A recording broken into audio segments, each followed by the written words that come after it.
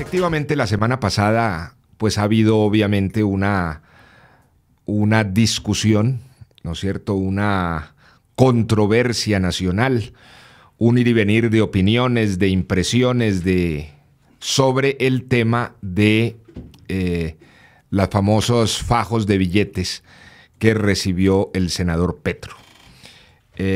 Desde hace ya casi una semana fue publicado el martes pasado ese video que conocimos en un debate en el Congreso de la República, que lo publicó la senadora Paloma Valencia, y pues obviamente se estaba a la espera de la explicación que diera Gustavo Petro sobre los hechos. Hoy, lunes a la media mañana, efectivamente apareció su alocución en sus redes sociales, una alocución de 40 minutos, en la que conjuga distintos aspectos. Él prácticamente narra una historia con la cual busca explicar sus planteamientos por los cuales, en su opinión y en su relato, es legal lo ocurrido con él. El origen de los dineros, el propósito de los dineros, en fin. Hay puntos que con seguridad a lo largo de esta semana en la controversia pública y en la controversia judicial, supongo yo, habrán de esclarecerse o por lo menos de investigarse. Aspectos como la fecha en que fue grabado el video. La realidad, Petro afirma que los fajos se referían a billetes estaban compuestos por billetes de 5,000 pesos y no de otra denominación, que por lo tanto la cifra llegaba a 20 millones de pesos y que el volumen la cuantía de esos fajos, pues, llegaba a esa suma y no, como dicen otras versiones, a una cifra muy superior. Algunos hablan de 400 millones, 200 millones, en fin. Habrá también discusión sobre la fecha en que fue grabado ese video. Habrá discusión en relación con cómo adquirieron quienes publicaron ese video dichos videos.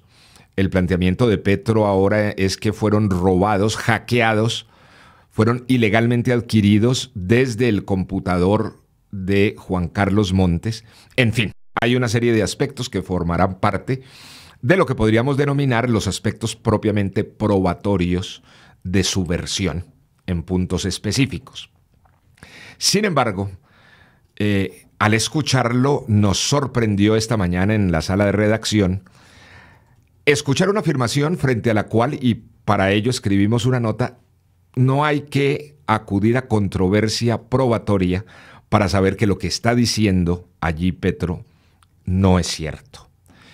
Es falso cuando dice que Duque llegó a la presidencia de la República a través de un fraude que se le hizo a él en la campaña electoral y que ese fraude forma parte, digamos, de toda una conspiración del país contra Petro, quien se erige allí como el jefe de la política antipoder en Colombia y que haber enfrentado ese poder es la que lo tiene en este momento en los problemas en que anda. Esa afirmación, repito, sí no requiere de controversia probatoria. Y como lo exponemos en el texto que está en palabra.com.co y que ustedes pueden ver, primero veamos el fragmento, por favor, José, para que nuestra comunidad sepa con precisión a qué parte de la intervención se refiere. Ya se ha vuelto candidato presidencial y ha retado al poder tradicional y ya le ganó a ese poder, para lo cual tuvieron que acudir al fraude para subir a Duque al... Efectivamente, en ese fragmento, repito, Petro afirma que la presidencia de Duque fue un fraude, luego la presidencia de Duque fue un fraude contra él, que fue su candidato en contraparte.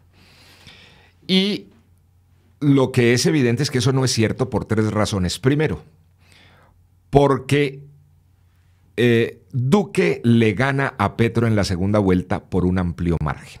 Eso es indiscutible. Fueron 2.300.000 y tantos votos, una diferencia que constituye un 12% de votos, en una cifra como nunca antes la había habido en una elección en Colombia. Luego, que fue predicha, además fue pronosticada por prácticamente la gran mayoría de las encuestas. Luego, nadie puede hablar de que la victoria de Duque sobre Petro haya sido el fraude del poder contra Petro en las elecciones. En segundo lugar, el segundo argumento es que Petro se plantea allí como si él hubiera sido el candidato antipoder, antiestablecimiento en las pasadas elecciones, lo cual no fue cierto.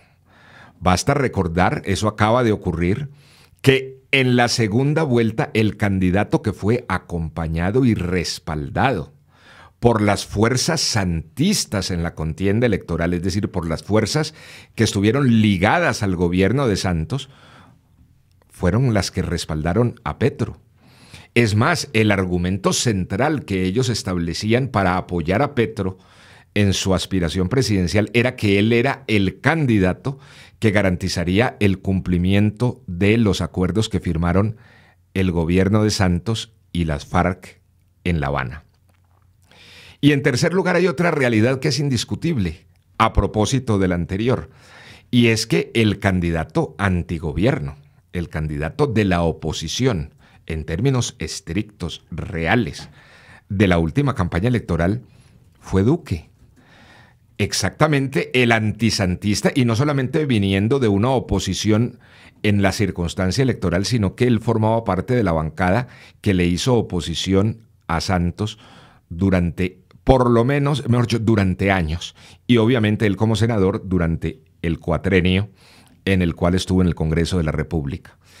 Pienso entonces que esa mentira desvirtúa además y genera además sospechas sobre el resto de los argumentos, porque uno podría decir, si miente en eso, ¿qué puede esperarse de los argumentos puntuales?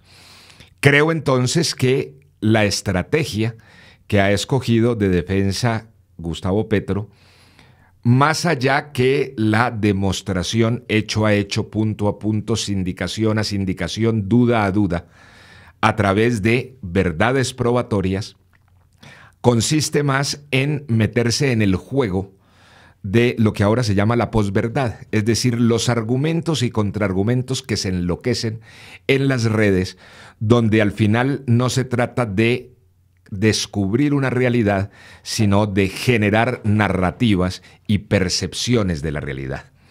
Es decir, creo que en ese video la verdadera estrategia de Petro consiste mucho más en intentar que un sector de la población quede con la percepción de que lo que ocurre se trata de una persecución contra él, de un hecho, de una respuesta de los sectores del establecimiento o del gobierno o del poder en el país contra él, más que efectivamente de intentar desvirtuar una a una las acusaciones que reposan a propósito de un video donde él lo reconoce, es él, recibe fajos de dinero y aún inclusive llega a pedir perdón por haber recibido dinero en efectivo. Sobre eso, entonces, yo estoy seguro de que esa polémica, por lo menos esta semana, estará muy en el orden de la discusión pública, y sobre eso queremos hoy concentrar nuestro 12 en punto del mediodía. Bueno, como siempre, las redes con estos temas se encuentran muy movidas. Saludamos a Jaime Torres, que nos envía saludos desde Costa Rica, por ejemplo, a Claudia Viviana Pereira. Carlos Sánchez comienza a opinar: necesitamos el cassette original del video de Petro, porque se divulga que lo que pasó fue provocado por un hacker en el computador de Montes. Entonces no se puede juzgar ni opinar. Ricardo Silva pregunta: ¿podemos establecer que realmente que realmente sí hubo fraude electoral? Porque, por ejemplo, en las elecciones legislativas hubo varias anomalías con los formatos E6. Mire, es decir, creo que hay algo que no está en discusión, porque la realidad está dada. Es decir, Duque derrotó electoralmente a Petro. Y lo derrotó lo predijeron, lo pronosticaron las encuestas. Hubo un comportamiento electoral de las reglas del juego del país. Además, Petro no estaba enfrentado al candidato del gobierno. Es decir, el argumento sobre el cual se dice que ganó el candidato del poder a propósito de las ventajas del poder no es en este caso esgrimible. Exactamente porque Petro era el candidato respaldado por el gobierno.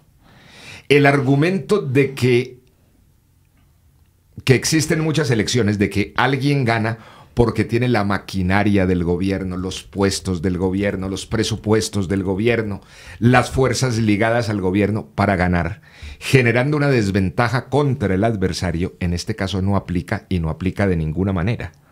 Porque lo cierto es que la maquinaria del gobierno, los medios pautados con mermelada abundante desde el gobierno, las fuerzas aliadas al gobierno, líderes que estuvieron con el gobierno de Santos como Claudia López y como todos los que hicieron esa unidad alrededor de los acuerdos de La Habana, las propias FARC, que eran aliadas del gobierno, políticas en ese sentido, respaldaron a Petro. Es decir, quien en este momento tuvo, por el contrario, en las elecciones pasadas que remontar la favorabilidad de las maquinarias del gobierno y de la mermelada del gobierno fue la candidatura de Duque. Es decir, Duque es en este caso el candidato de la oposición al gobierno que ganó las elecciones. Y Petro era el candidato del gobierno en esas elecciones. Luego, la configuración, además, segundo, no fue por una victoria, no fue por una diferencia pequeña, donde surgen las dudas y en esos episodios en que supuestamente se van la energía de los escrutinios electorales en la registraduría. No, aquí no ocurrió nada de eso. Aquí hubo una victoria donde la mayoría del país decidió elegir a Duque por sobre Petro. Punto. Pregunta, ¿cómo califica usted la defensa de Petro? ¿No cree que en lugar de aclarar esta polémica fue una narrativa enredada y confusa? Yo creo que me da la sensación de que ahí radica la estrategia política de Petro. Es decir, generar, prácticamente volver esta controversia sobre la recepción suya de dineros una trifulca política de ires y venires, mucho más que el procedimiento de aclarar punto por punto las preguntas que hay sobre el ambiente. Por eso me planteo, ¿será que es mucho más una estrategia de posverdad? Eso que ahora llaman posverdad, que son los fake news y que son las desinformaciones, es decir, mucho más la trifulca mediática que efectivamente la claridad política y jurídica. En este casi que se está aplicando una estrategia en que se dice confunde y reinarás. Aquí nos están diciendo algo interesante que creo que valdría la pena aclarar. Miguel Ángel Rodríguez dice, no creo que sea tan cierto porque santistas también apoyaron a Petro, a Duque. Dice, Vargas Lleras se unió a Duque en segunda vuelta. Eso no es tan cierto porque pues no fue así. No. Es decir, hubo un tema absolutamente claro y es que Duque en las encuestas registraba desde el principio una tendencia de que iba a ganar. Y eso se registró además en la victoria misma de Duque en la primera vuelta. Siempre de un tránsito a otro, hay sectores obviamente de un lado que apoyan un sector y otros a otro. Pero en sí, digamos, los sectores santistas, triple A, como por ejemplo el sector del Partido Liberal que dirigía el exministro Cristo, el sector del comisionado de paz, el doctor de la Calle, los sectores que estuvieron siempre rodeando los acuerdos como la doctora Claudia López, etcétera, ellos todos se fueron por el lado de Petro. Y el propio presidente Santos, ¿no es cierto?, le hacía guiños a la campaña de Petro. Luego, lo que es evidente en este momento es que el argumento que presenta Petro es decir que en este momento sigue atacado de la misma manera en que fue atropellado a través de un fraude en el proceso electoral. Es decir, recordemos que esta afirmación que plantea ahora como de fraude en la presidencia de Duque, en hacer presidente a Duque, que dice para llevarlo al sillón presidencial, es un ejercicio político de confusión mucho más que de claridad en un tema que tiene que ver con la recepción de un dinero. Ese es todo el planteamiento que es evidente. Gina Beltrán dice: a mí lo que me preocupa es que el escándalo de Petro distraiga la atención sobre el escándalo de Odebrecht-Pisano. ¿Qué piensa usted sobre este tema, doctor Lucio? ¿Será una cortina de humo? A ver, yo pienso que más que cortinas de humo, lo que hay son dos realidades. Eso es como cuando en un campeonato hay dos partidos de fútbol. Un partido de fútbol en un campeonato no se hace para distraer al otro, sino porque son dos realidades. Hay en ese momento la realidad de una controversia pública compleja en relación con los temas de Odebrecht, frente a los cuales el país merece, requiere y tiene todo el derecho de llegar a fondo en conocer la verdad de la corrupción profunda, que así como la sembró Odebrecht en todos los países de América Latina prácticamente, también fue muy grande en el caso colombiano y fue además de una relación clarísima con la política colombiana. Pero eso no quiere decir que lo otro no haya ocurrido. Es decir, telón de cortina de humo cuando hay un invento de un lado para distraer, pero es que yo no veo en el video un invento. De hecho, el propio senador Petro reconoce la autenticidad de ese video. Luego son dos controversias que coinciden en un mismo momento, que pueden coincidir el uno contra el otro. En fin, ese no es el tema. El tema es que son dos puntos que muy posiblemente tienen que ver con corrupción y que merecen ser aclarados, cada uno en su dinámica, en su realidad, en sus tiempos, en sus pruebas, en sus procesos naturales. Pero me parece que objetivamente lo que no contribuye ni al uno ni al otro es ponerlos como si fueran contrapartidas de una realidad política que va más allá. Es decir, los hechos Odebrecht son unos hechos que tienen una realidad judicial. Y esos hechos de realidad judicial pueden tener y tendrán unas consecuencias políticas.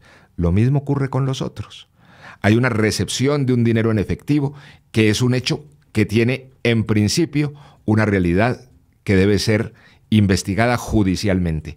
Esa investigación judicial tendrá que tener, esos hechos tendrán que provocar unas consecuencias políticas, pero desnaturalizar el carácter de los hechos mismos a cuento de que existe una controversia política, pues desnaturalizaría la realidad de los hechos observables desde el punto de vista de la justicia misma.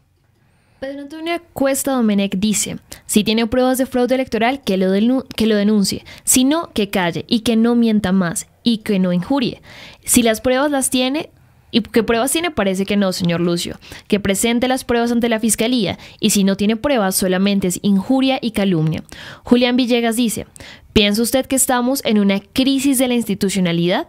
El candidato que decía luchar contra la corrupción se ve envuelto en semejante escándalo. Y la institución que está creada para velar por el bien público también está envuelta en el mismo escándalo. No, es decir, no me cabe la menor duda del planteamiento. Es decir, ahí, Lorena, abordaste dos planteamientos que son muy importantes. Uno, efectivamente me llama la atención el porqué de esta denuncia sobre fraude. Aparece en su defensa y no lo hizo como debiera hacerlo. Es decir, si él tiene certezas, pruebas, pues ha debido hacerlo como senador de la República. Es una obligación de la función pública. Todo servidor público está en la obligación de denunciar hechos delictivos, porque es que un fraude es un delito.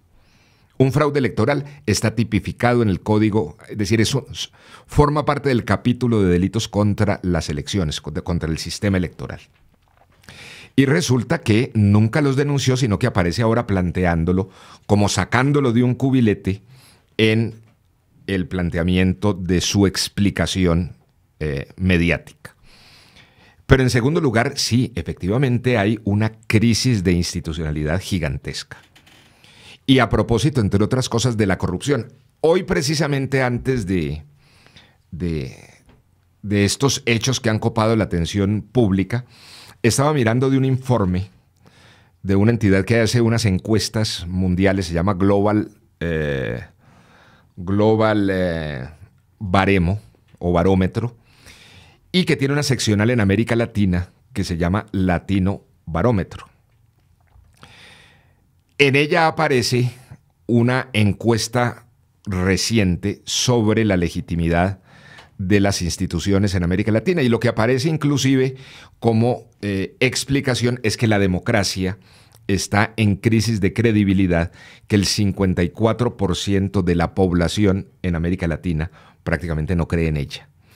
Y claro que la corrupción es uno de los elementos que más minan la legitimidad, la credibilidad, la confianza pública en las instituciones. Sin embargo, yo creo que va mucho más allá. Es decir, no solamente el desbordamiento de la corrupción está generando la incredulidad, la desconfianza del pueblo, de la gente, de la sociedad en sus instituciones, sino que también lo está provocando las realidades de injusticia social, de desempleo, de desigualdad, de concentración de la riqueza. Lo que uno no sabe es si existe un alejamiento, es decir, un enfriamiento de la población hacia la democracia por la democracia misma o por los costos que le ponen las realidades antidemocráticas a los sistemas democráticos. La corrupción no es propia de la democracia. La corrupción es un fenómeno que ataca a todos los sistemas. La hemos visto atacar a la democracia, pero la hemos visto también monstruosamente atacar a las dictaduras. Y la desigualdad y la inequidad es así que no debiera ser parte de la democracia, y sin embargo en países como Colombia y en realidades como América Latina las vemos. Íbamos a hacer el programa de hoy sobre esto y pienso que esta semana debemos desarrollarlo porque es un tema de una importancia medular. Es un tema de una importancia medular porque al fin y al cabo hay una frase muy famosa de Winston Churchill que decía que la democracia es el peor sistema del mundo exceptuando todos los demás. Creo que ahí lo que estaba explicando era que pese a las imperfecciones y a las vulnerabilidades que hemos visto de la democracia, de todas maneras hay que defenderla. ¿Qué más hay? Bueno, hay varios comentarios. John León Baunza dice, pero Petro con tantas sanciones, ¿por qué no lo han hecho cumplir? Jairo Antonio Lara Lozano dice, si una vez Petro en la cárcel, ¿quién va a tomar las banderas para detener la corrupción? Mire, las banderas contra la corrupción las debe asumir primero que todo la sociedad, primero que todo la justicia. Pero también estamos en el entrampamiento de unos problemas de corrupción al interior de la justicia que los hemos visto encarnados en la propia Corte Suprema de Justicia, en las más altas cortes del país. Efectivamente existe, y eso no tiene discusión, un enorme sentimiento anticorrupción en los pueblos, en las naciones, en la ciudadanía, en la gente. Y sí es necesario que surjan liderazgos francamente anticorrupción, lo cual tiene que ver con que sean liderazgos capaces de enfrentar de verdad, ¿no es cierto?, al sistema de corrupción, pero no a través de una doble moral y no a través de un hecho farisaico. Es más, lo primero es no convertir esto en una bandera electoral, sino convertirla en un propósito social y nacional. De hecho, y lo hemos dicho varias veces en palabra.com.co, mire, las mismas legislaciones que proponen anticorrupción son legislaciones de pañitos de agua tibia. No se tocan los sistemas de contratación. No se toca a la justicia, que es la que debiera, repito, tener en primer término la responsabilidad de enfrentarla. No tocamos la doble moral de los medios de comunicación frente a esto, porque los medios de comunicación se lucen en los titulares, pero se pierden en la realidad del seguimiento de los procesos. Y esto no me cabe la menor duda, tiene que ser un propósito ciudadano. Lo único que enfrentaría y que provocaría realmente una solución, una conjuración del problema de la corrupción a los niveles que los tenemos hoy, es la conciencia de un pueblo con una educación política y una independencia distinta que sea capaz de enfrentar este cáncer de la institucionalidad colombiana. Pregunta de Lina Gómez. Ante estos casos como Odebrecht, Petro, ¿cree usted que sería mejor que interviniera un tribunal internacional, ya que la justicia colombiana está muy manchada? Mire, lo primero que pienso es que la corrupción, que pienso no, de lo que sé, es que la corrupción no es un fenómeno colombiano exclusivamente. Es decir, casos de corrupción hoy recorren el mundo entero. Mire usted lo que pasa en Venezuela, mire usted lo que pasa en Brasil, mire usted lo que ha pasado en Estados Unidos, mire usted lo que pasa en Europa, en distintos países del mundo. Segundo, yo no soy partidario de deteriorar los resortes propios de la sociedad colombiana como tiene que ser la justicia, sencillamente sustituyéndola por una que tampoco nos va a dar garantías. Es decir, a nosotros nadie nos va a decir que un tribunal extranjero vendrá efectivamente a plantear justicia y que tenga las manos limpias y que nunca intereses secundarios o subalternos podrán dirigirlo. Antes que pensar en eso, lo que tenemos es que reconstruir nuestra justicia. Es decir, los problemas no se resuelven suplantando instituciones, sino construyéndolas y fortaleciéndolas. Cada vez que nosotros cedemos justicia, cada vez que cedemos soberanía, estamos, entre otras cosas, dejando de afrontar con claridad y con decisión nuestros propios desafíos, entregándoselos a otros que con seguridad no nos los van a resolver. Preguntan, ¿cree usted realmente que Petro esté amenazado, así como la hija de Montes que tuvo que salir del país? ¿Qué de todas estas acusaciones puede ser cierto? La verdad, en eso sí no puedo. Es decir, sería irresponsable de mi parte afirmar si es cierto o no es cierto. Sé que él lo ha dicho y me parece que debe contar, obviamente, con toda la protección del Estado para garantizar su vida y su desempeño, el desempeño de sus libertades políticas. O sea que frente a eso sería totalmente irresponsable de mi parte decir cualquier cosa cuando no tengo conocimiento. Hugo Torres pregunta, ¿el presidente Duque debería responder ante las acusaciones de fraude electoral? Como vimos en las últimas encuestas, hay una alta ilegitimidad frente a su gobierno. Mire, frente a las... Es decir, Petro acaba de decir, Petro es un senador de la República, fue su contendor en la campaña presidencial y hoy acaba de decir que la presidencia de Iván Duque pues fue el fruto de un fraude. Pienso que obviamente el gobierno debiera salir a responder sobre el tema. Ahora, frente a la segunda parte, digamos, de la pregunta, yo sí quisiera compartir una reflexión. Y es cómo hacer hoy en la democracia del mundo para gobernar con base en unas encuestas frente a la volatilidad de la posición política muy propia, entre otras cosas, de las redes sociales. Es decir, la representación en términos del sistema democrático consiste, entre otras cosas, en que el pueblo, la sociedad, le entrega una responsabilidad con base en unos conceptos, unos parámetros, una constitución, unas propuestas electorales. Para que ese gobierno, ese presidente, ese grupo de gobierno, esos partidos, esos senadores, etcétera, durante ese periodo, en representación del pueblo, gobierne. En teoría, busquen cumplir sus compromisos. Y resulta que entonces un giro de opinión llega a, como dice nuestro contertulio, a ilegitimar. Es decir, puede uno decir que se retira la legitimidad al cabo de 100 días de un gobierno que fue elegido para representar a la sociedad durante 4 años, en un giro de volatilidad, entre otras cosas, de medios de comunicación, de los debates políticos propios de los gobiernos. Entonces dice uno, ¿qué gobierno se salvaría? Es decir, ¿cómo podríamos nosotros establecer gobiernos? ¿No? Y no lo hago como una controversia, lo hago como una pregunta.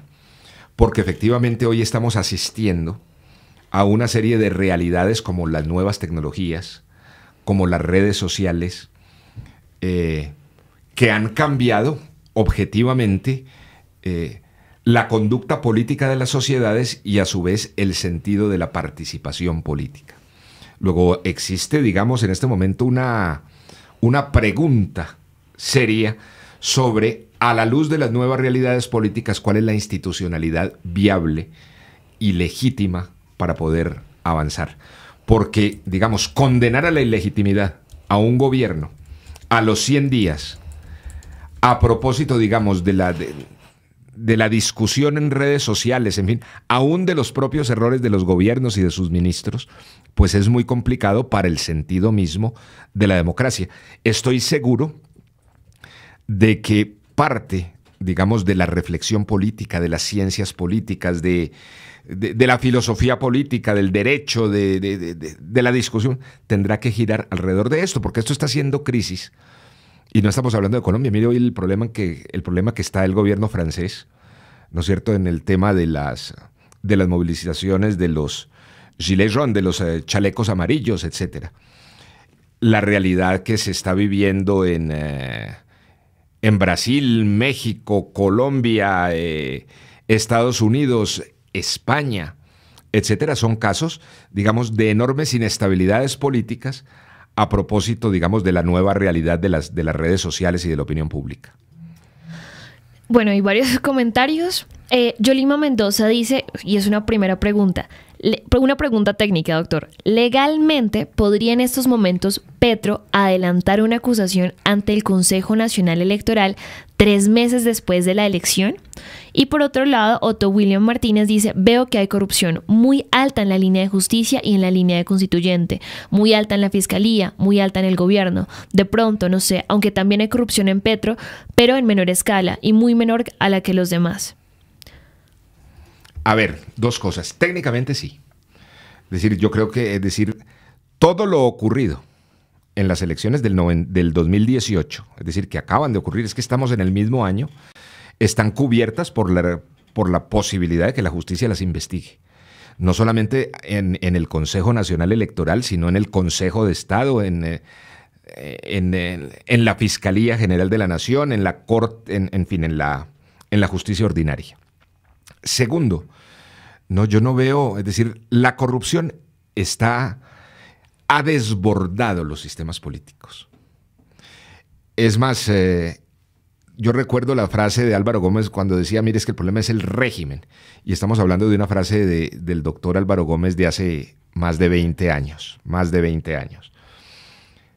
Pero ese tema, digamos, de las mayores o menores cuantías, en fin, creo que es un tema que hay que abordarse y no solamente abordarse a la luz de los proyectos legislativos o de los análisis académicos, sino de la decisión política de la sociedad. Es decir, este es un problema político de fondo y que tiene que resolverse con el pueblo y la ciudadanía.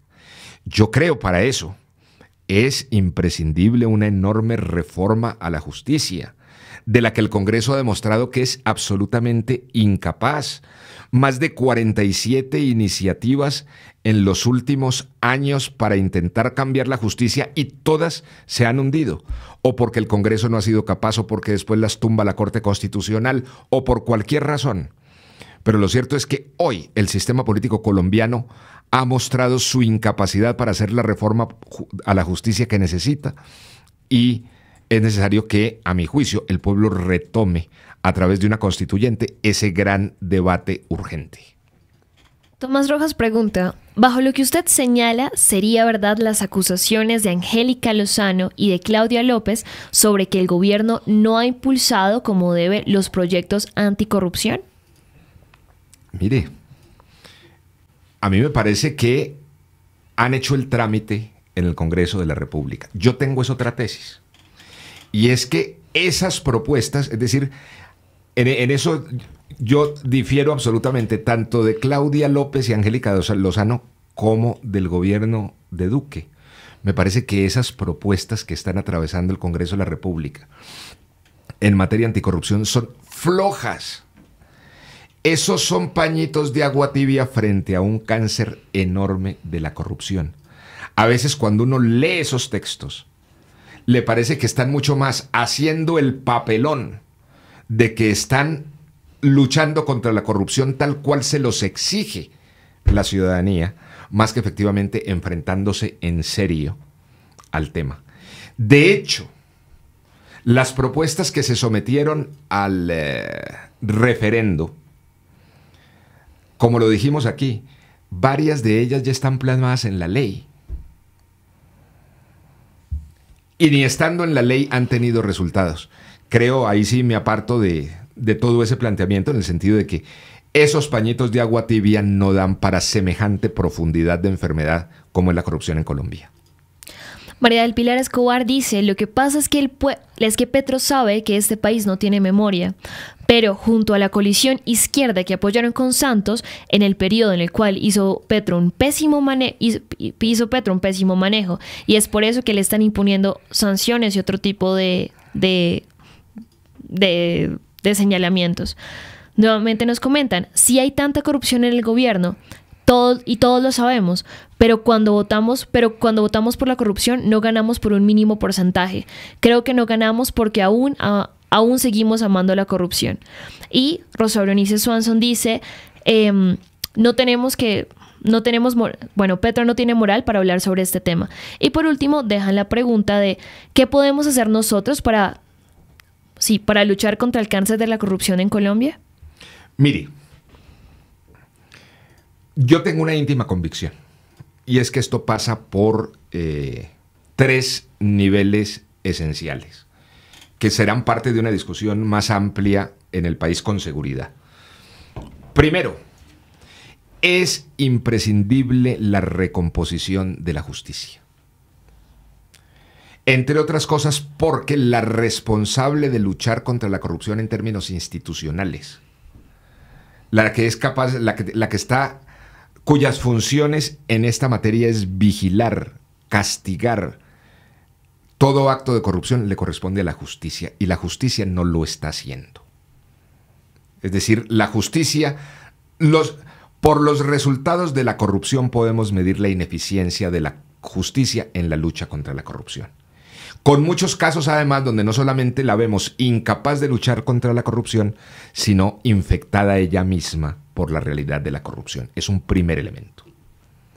Hay un segundo elemento, y es que se requiere que efectivamente haya una decisión política, no solamente de los partidos, sino de los medios de comunicación, de la educación, en la lucha contra la corrupción.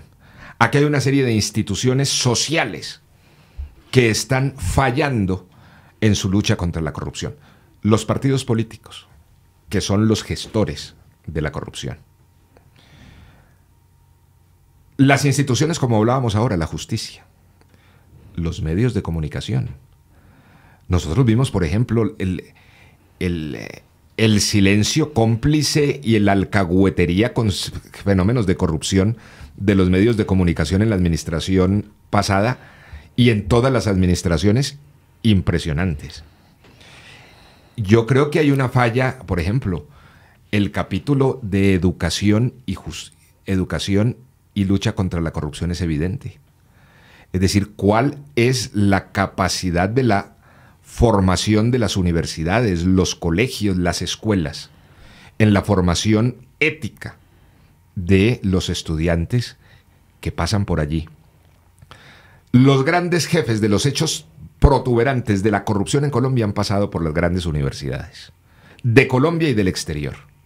¿Qué pasa entonces allí en la educación frente al tema? La familia es otra institución donde se siembran valores que han fallado en la realidad colectiva. Las iglesias, que también están para sembrar principios y valores, que ha ocurrido allí. Es decir, hay un fenómeno general que requiere, digamos, de una profunda decisión social de hacerlo. Y por último, hay un tercer elemento que es clave mirarlo, que es el de la veeduría ciudadana. Es decir, la participación del pueblo en la defensa de sus bienes, porque cuando estamos hablando de corrupción, estamos hablando del robo de lo público, en este caso. El robo de los dineros públicos en los contratos públicos, desde las alcaldías, desde las gobernaciones, desde los ministerios, en fin. Solamente con una decisión ciudadana que sea capaz de mirarlo, de estar de cerca, podemos enfrentar este fenómeno. Pero mientras la ciudadanía esté más en la crítica que en la cercanía y en la veeduría, seguirán ocurriendo estas cosas. Creo que volvimos a la indisciplina, ni siquiera estando aquí sentado. Pero bueno, hoy ha sido un tema que yo sé que nos preocupa a todos. Este es un tema frente al cual tendremos que perseverar y perseverar, porque lo cierto es que la corrupción nos está costando el desarrollo, nos está costando la convivencia, nos está costando la violencia, entre otras cosas porque muchos de los fenómenos de violencia consisten en la capacidad de corrupción de las organizaciones criminales sobre la policía, sobre el ejército, sobre la justicia, etcétera, etcétera. Es decir, desde todas partes disparan corrupción contra la convivencia y contra la nación. Mañana seguiremos en otros temas. Me alegra mucho, repito, estar de nuevo en estudio en nuestro país y que Dios los bendiga. Mañana nos veremos.